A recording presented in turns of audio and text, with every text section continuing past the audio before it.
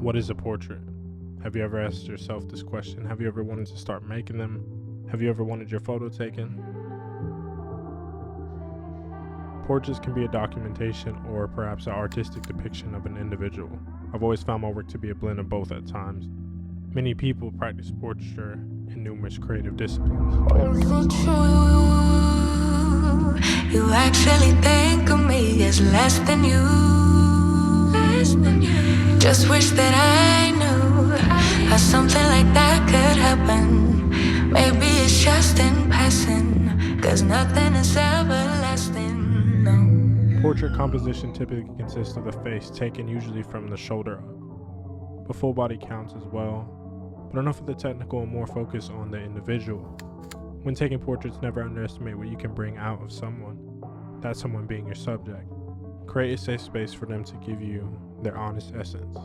Create opportunities to find a special moment. The only thing we know is that we change. Nothing's ever gonna stay the same forever. Forever. When shooting, I try to avoid stressing over the technicalities of making a portrait through preparation. Being prepared allows me to focus on doing everything I can to have an honest human interaction with my subject. If the photos end up making themselves and a part of me being there is simply a documentation of that. A simple interaction between two people. A camera can't solely make a portrait, but the person in front of it and behind it can. It's collaborative. So let me introduce you to my favorite portrait. It doesn't make sense that somebody else got all of the praise when you did the same thing. It doesn't feel real when they all say it's the same rules when you play, when you know that's not the case. The only thing we know is that we change. Nothing's ever gonna stay the same forever. I still love to scale things back. And as much as I enjoy working with teams to create photos, I equally enjoy, if not more, love to trace back to the essence of how I started. Just me and someone in front of my lens. These days I find myself working a lot with professional models, but I don't think that takes the innocence of my beginnings of pursuing portraits away. Approach to portraits requires a certain level of intimacy to be reached with someone very quickly. I go from being a complete stranger to someone to by the end knowing something about them, a better understanding of them. During their duration, it's something that I keep adamant on, but not at all times does it work. Not at all times does someone want that type of interaction.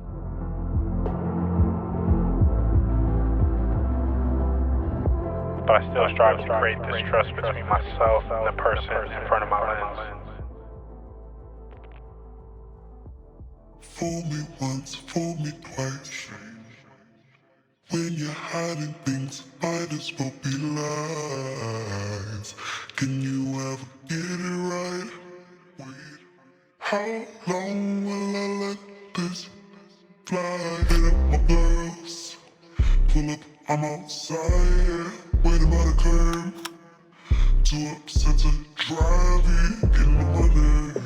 We gon' get lit on this ride. I look too good to fight. Don't expect me to come home tonight. Don't worry about me. See you in the morning. Bet you never thought that I would leave. Think I had about enough. I mean, hold up. You could call me on my bluff. I ain't coming no wait up. You won't miss this body. Too late for me, sorry.